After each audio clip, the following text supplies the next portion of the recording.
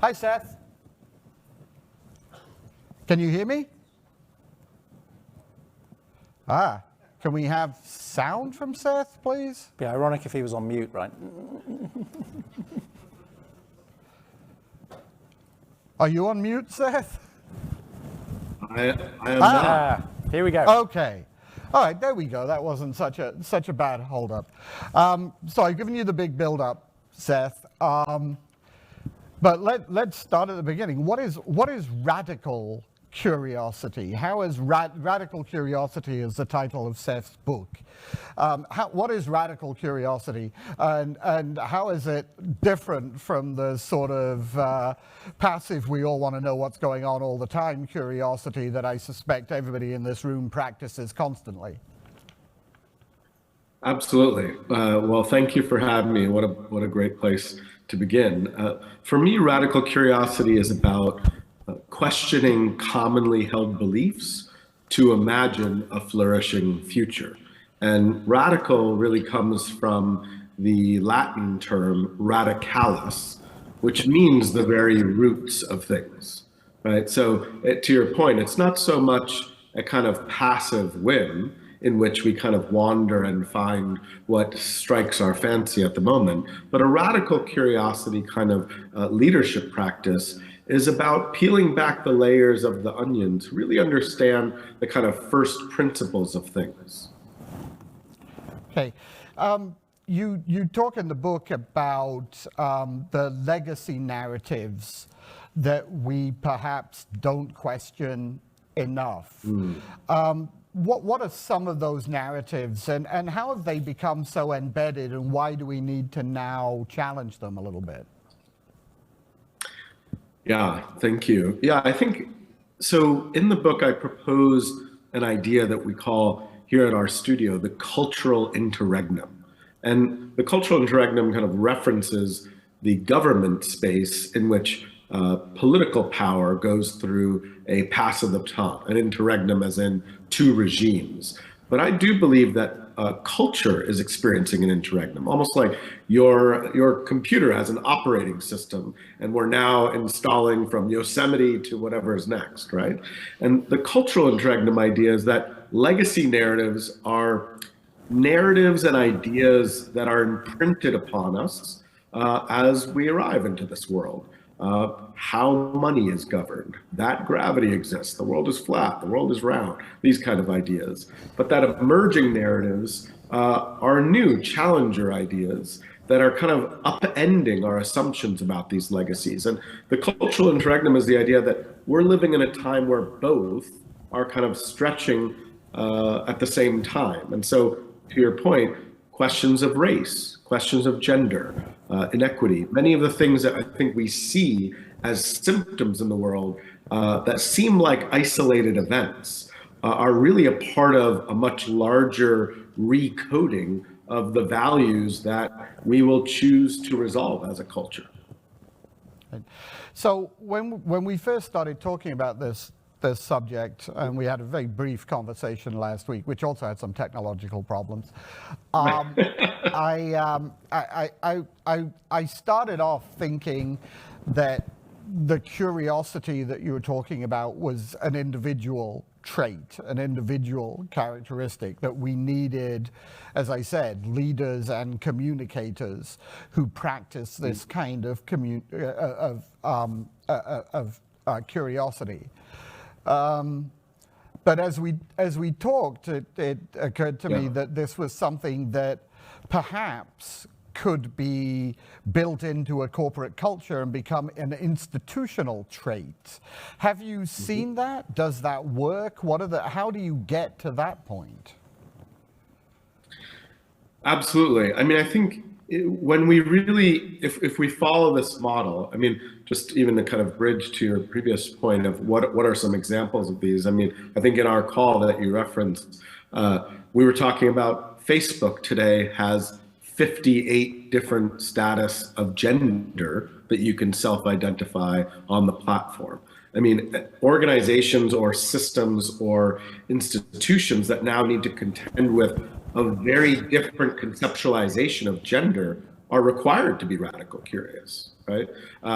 This is not a passive idea. This is why we say essential ideas. It's not as though, oh, I wonder what the new trend, the new app is. It's, wow, our generation 1 or 2 before us could never have imagined that there was anything other than a male or a female restroom.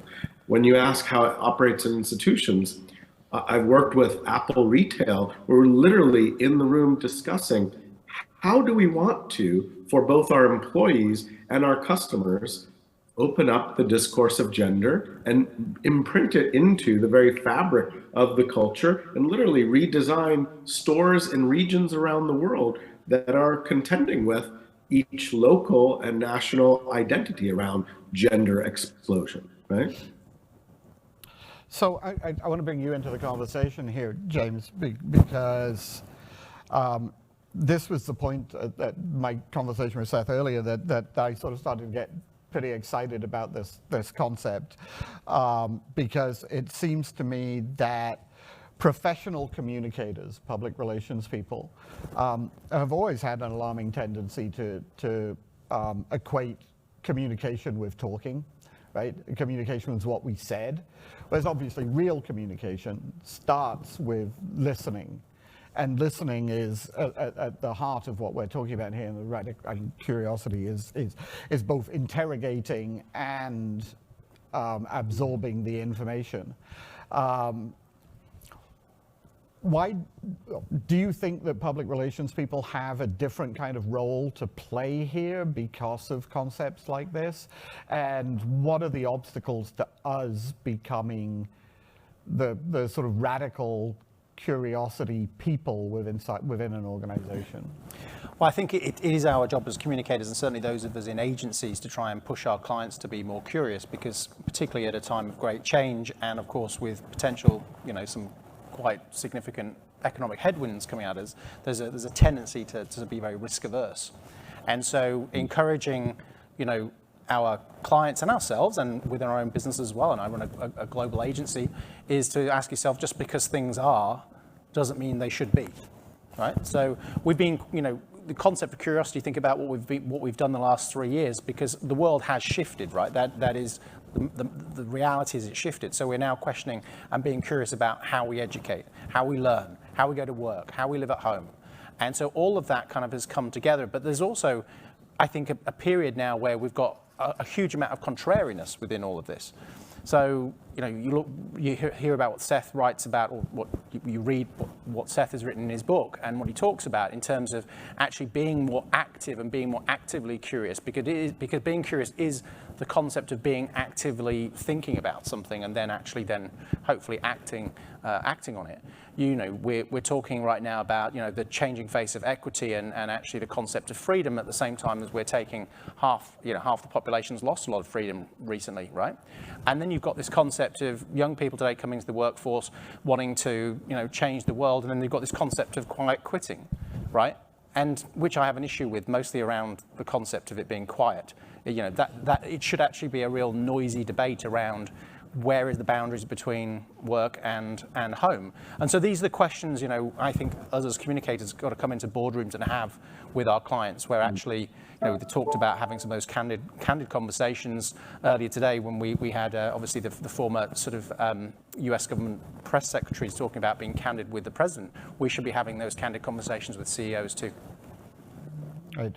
Again, you talk in the book about cultural interrogation and questions that we don't ask, and you sort of haven't asked in the past, and you alluded to one of them, obviously, with the sort of new fluidity that we have around gender.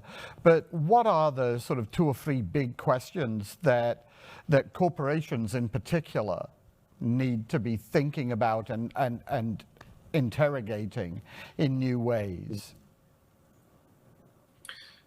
Yeah. Well, I think I really love some of the themes that James brought forward as well. I mean, he when he was doing this, I was like, go! Like, he was naming all the big ones. I mean, I think the quiet quitting, the great resignation. I mean, there's all these kind of interesting, and I love your point about should it be quiet. especially as we're talking with communicators, how we even name these narratives really positions how we understand what is the issue that's really going on. I mean, I think talent and the employee social contract of what meaningful work is as the landscape has changed. There's a much higher order conversation. I think most corporations are not necessarily slowing down, to your point, to hear, to listen, not just to speak to, right? And for all the naming, I heard an interesting one recently, by the way, the great simplification. I mean, how many more of these greats aren't going to emerge? But whatever we call it, I think all of these spaces, right? The economy, the notion of work and labor, climate, all these big issues. I think for me, what's exciting about radical curiosity, I think you're alluding to it, James, is we're maybe now finally, because of post-pandemic, all the kind of pretenses may be pulled back, and we're maybe going to be able to actually have the real conversation. And maybe we should stop branding things and actually just kind of get to the roots of them. I was thinking about this as James was talking, because it seems to me that the labels that we put on these trends, quiet quitting is a great example. So let's talk about quiet quitting. Can I ask though, how many people have seen the TikTok? Because I did this in a room recently, and about sort of 90% of people hadn't actually seen the TikTok, 17-second TikTok. Has anyone actually seen it? But you know the concept, right? Because it's kind of crazy that people just accept it and haven't actually learned about the origin of it, So it's a 17-second video with a voiceover. It starts with a guy, he's on a subway, like a bench on a subway, and then it sort of moves to sort of like these beautiful shots of Central Park. And yeah, it's a voiceover. It's a 17-second video that's created this phenomenon. It's quite extraordinary, and actually brilliant storytelling as well, and we should try and hire him in our agency. But you're absolutely right. But actually comes down to the fact is, if you have a great name, it's a great brand, and therefore then it's sort of like it becomes its own thing. But I mean, quiet quitting to me seemed to be either I'm not going to join the rat race, or I don't think that you should be able to exploit me anymore. But the point that I was going to get to was that once you've put a label on it, doesn't that sort of close off your curiosity? Don't you feel like you've sort of you've discovered it, you've named it, and now you can move on? And this tendency that we have to have a 2 or 3 word catchphrase or shorthand for every new cultural trend actually sort of prevents deeper interrogation, or at least is an obstacle to deeper interrogation. Does that... Me or yeah, sorry, Seth. Yeah, I'm yes, yeah. You. Yes. Yes, you in the back. I think it's a brilliant observation, because to your point, I mean, we as a society are not very comfortable not knowing, right? That it's like uncertainty is our worst enemy. And I think actually part of what I believe radical curiosity can become, and what that space that is the cultural interregnum, it requires us to kind of get comfortable with not knowing and not naming to close an issue as static, because it presumes an answer before we've even inquired. Right? I think your observations are brilliant, because all of these concepts, we're still just talking about what I believe to be the very surface. And we haven't, to use your term earlier that I like to talk about in the book, the interrogation of, and agreed about the communicator has an opportunity to both listen and articulate, but that is itself a discursive, dialogical, kind of a pull up your sleeves Herculean act, right? Right, okay, so the next question I think is for both of you. One of the things that I think we've all agreed on in the last few years is, first of all, that the pace of change is accelerating, and the pace of change has never been as fast as it is right now. And also that The one thing that I am confident in predicting about the future is that it will never be this slow again, that we are just hurtling forward now at a pace that would have been unthinkable when I was in my 20s or 30s. And new things are bombarding us, new ideas, new concepts, new technologies are bombarding us constantly. How can you slow down enough for this process, for the radical and complete interrogation of everything? Aren't you stuck in a world where, and this is the journalist's dilemma anyway, permanently, is you develop an understanding of an issue that is just superficial enough that you can write about it, and the people who don't know the topic won't think you're a moron? And then you move on to something else. And that seems to me to be now everybody's dilemma. You have to understand it just well enough to have a glib conversation in a bar or a pub, and then the world has moved on and there's something else you have to learn. How do we slow down? I'll ask you first, just because.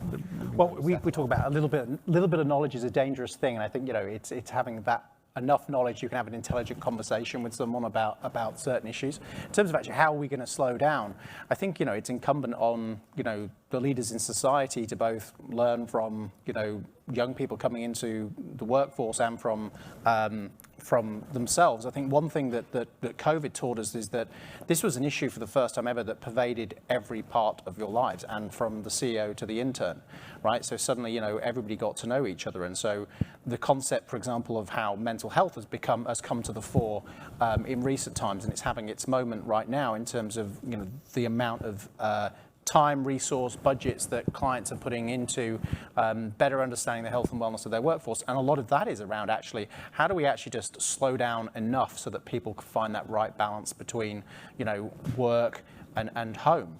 And, I actually sit on a board of a mental health charity, or a mental fitness charity as we call it, because if you think about mental fitness in the same way that physical fitness exists, you can't just turn up tomorrow and run a marathon. Okay, you just can't. You've got to practice it. You've got to be training. You've got to be training it in the same way. We should be thinking about mental fitness in that way, and so that can help us slow down. And actually, when you think about the concept of physical fitness, and actually kind of like also when you're physically unwell, and the concept of mental fitness and also being sort of mentally unwell, we teach physical fitness in schools. We don't teach mental fitness per se, right? So we should think about that. So we're talking about being curious, right? That is the kind of concept. Why, when somebody has a car accident, they break their leg, they have 4 weeks off work, do you send them flowers and chocolates? Why don't we do that when someone's taking 2 or 3 weeks out because actually they're stressed and they're burnt out and they need some time to themselves? So these are all things that we start to ask ourselves, but it's not going to happen overnight. Don't get me wrong, but I think we're incumbent on what we can control, which is our own businesses, to actually really think about how can we actually better understand the boundaries and give them the opportunity to slow down. And we've got to do that from the top and actually sort of teach them that that's okay to be burnt out or to actually need a bit of a break. Right. Seth, anything to add to that? Have you found as you've been out there talking about and promoting this concept, have you found an openness to slowing down and engaging in the kind of radical curiosity that you espouse? Yeah, I think so. I think when the pandemic arrives and sustains a kind of existential crisis, it's easier to entertain that we don't know what we don't know, right? Because so much of the assumptions about what we assume the world to be or life to be were so fundamentally shaken that I'm seeing leaders be much more open to not knowing how it ought to go, right? And I think honing that as a skill to thrive within that uncertainty, it will be a new kind of pattern recognition. I mean, I think as James is talking, I'm thinking of the, there's the great Yogi Berra story, right? He's known for his great one-liners, right? Imagine Yogi Berra at like 4th grade age, and his school instructor comes to see him and says, "Yogi, you had no answer correct on your math test. And she's frustrated. She says, Yogi, don't you know anything? And he looks up at her at fourth grade and says, lady, I don't even suspect anything. I was thinking as you were saying that of another quote that I actually think has aged much better than any of us would have expected, which was Donald Rumsfeld's distinction between known knowns and unknown knowns and unknown unknowns, which I think everybody sort of laughed at the time, but with hindsight makes perfect sense to me. There are, and the things that we're not asking questions about because we don't even know that we don't know what's happening there are the things that are really interesting. And I don't know if there's a way to get to those things through this process. But I think there has definitely been, and it's been touched on a few times today, there's definitely now a much more openness, particularly at the C-suite level, to be okay with not knowing everything. Right? So CEOs are hardwired to have all the answers, and the expectation is they have all the answers. And actually throughout this is that actually it's better to build trust by saying, actually, I don't necessarily have all the answers right now, but we are going to be working, very, very hard. We're going to be putting 110% effort into finding what those answers are. And that actually then ends up building that trust. And the journey of getting to those answers actually is just as important as the answers themselves. And I think, that's one thing that we are learning. And that has also built, I think, a greater empathy for them as leaders, but also for us seeing those CEOs and actually be more empathetic toward the situation that they're in, particularly today where there's an expectation that they have an answer for everything. What's their position on this? What's their position on that? And then, as communicators, we're advising what they should or shouldn't necessarily be saying because of frankly, the risks associated with aligning with any particular position. Right. I was going to ask you, Seth, if there's a way to teach this kind of curiosity, whether you feel like it's an innate thing that some people have, or that there are ways to teach it and inculcate it, and whether you can learn radical curiosity.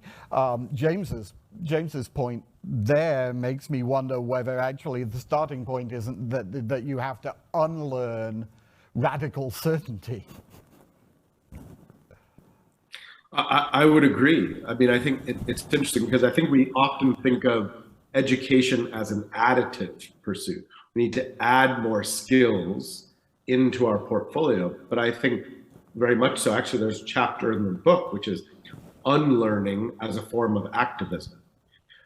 Much of what we are facing is to decode many assumptions that we just now know are no longer relevant the moment we are.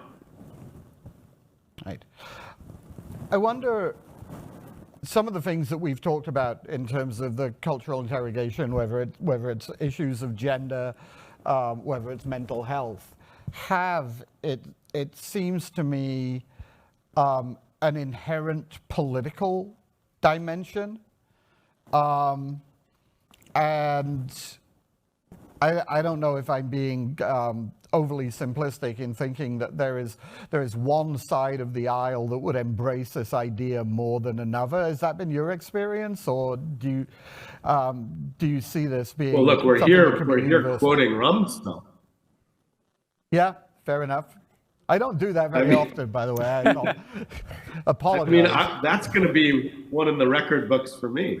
Radical Curiosity as retold by Rumsfeld. That's good. Well, I think, I don't know if it's about, I mean, I guess a serious answer. I'm not sure if it's about one side of the aisle or another. I think the question might be even how we look at political discourse or how we select leaders. In a radical curiosity framework, we may not want leaders who have an answer. We might not say, his or her health plan or health platform, that's the one I choose amongst the talking heads on the CNN town hall. It might be, what if there was a elected leader or a seeking leader who is saying, I have a process by which we can have the inquiry together. There might not be one answer, there might be many answers. So I think to your point, I like that you're reflecting what I think very much James is offering, is that maybe it's not about a different answer, maybe the answer isn't even the pursuit, right? But I think the answer can be a question, right? Because as long as the question's posed, then you have to think about the answer. Just like the discussion we have right now in the HR community around, why do we do exit interviews? The person's leaving, right? Why aren't we doing stay interviews? Right? Why aren't we doing that? Okay, those are the kind of questions where, and actually you may not change what you're already doing, but at least you're having that conversation, and it's an active one, and that's where, this concept of curiosity, of being active-minded and asking those questions comes up. And if you think about that in any sort of decision that you're making in business, I think we're just more open to those conversations and questions to be asked. And as CEOs, we're actually kind of want those questions to be asked to us, because we've all got blind spots. Okay, we need and this is also why we need more diverse workforces, because they will fill those blind spots for us to make better, more intelligent decisions. Right. Okay. We have a couple of minutes left, and I want to see if there is a question from the audience. Anybody radically curious about radical curiosity? There's one down here. Hi, Ellen Munter from Weber Shandwick.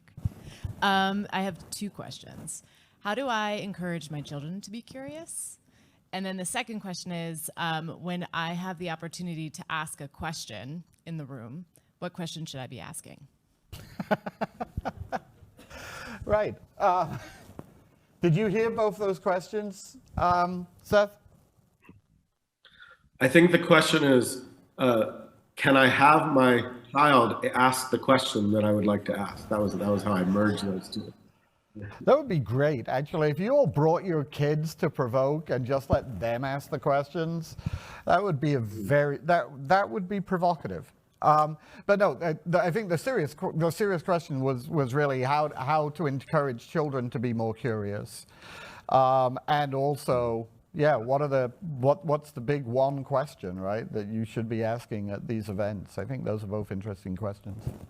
But I think for kids, they are naturally curious. It's us through socialization and the concept of socialization that we prevent them from being more curious, right? So we just this is how things are done, or even like we were talking about the first session today around this is the history, this is what happened, as opposed to questioning. And so how do we create, and it always comes down to education is, how do we actually create kind of borderless concepts or borderless teaching that actually encourages them to think about it. And I think there is a lot of that critical thinking happening. I think we're going a long way. In terms of the best question to ask in this environment, I don't know, I really don't have an answer to that, but it's one I... Well, let me tell you what I like to think about, right? So it's something called the grandchild principle, right? So which is, the decision you make today, if the only stakeholder was your grandchild, what is the best decision to make? And it gets them out of the short-term, medium-term thinking. I wished a lot of our politicians would do this too, right? Because they're basically just making a lot of short-term decisions because they need to keep in power for that extra couple of years, 4 years, whatever it is, whatever cycle they're on. But making your grandchild the most important stakeholder, would you be making this decision right now? Is that the world that you want your grandchild to grow up in? And it's a very simple one. It's a bit lofty. Some people might find it a little bit lofty, but anyway, I think it's a good one to actually ask, and I often will encourage people to think about that, my clients. But Seth, I'm going to give you the last word. Excellent. No, I love the grandchild principle. I'll do a similar little vignette. Many of you may have seen the great, recently passed Sir Ken Robinson's famous TED Talk. He gives a vignette. There's another, again, not Yogi's classroom, but another 4th grade classroom. There's an art class, and a young child is drawing a picture, and the art teacher comes over and says, "What are you working on?" "Oh, I'm drawing a picture of God." And the art teacher says, "But nobody knows what God looks like." And the child says, "Well, they will in a minute." And I think, Sir Ken Robinson, sorry, just real quick, Sir Ken Robinson's point about this vignette to the question from the guest in the audience. I think for me, it's about the untethered assumptions about how things are and the courage to, as Sir Ken would say, have a go at it. And I think, part of the best thing that we can do is to not constrain how things are and actually enable that grandchild principle to be in lead, for us to be in support of that discovery. Great. All right, thank you very much, gentlemen. Thank you, Seth. Thank you, James. That was a great way to wind up the morning session. Hopefully, stimulating and challenging as the rest of the morning has been.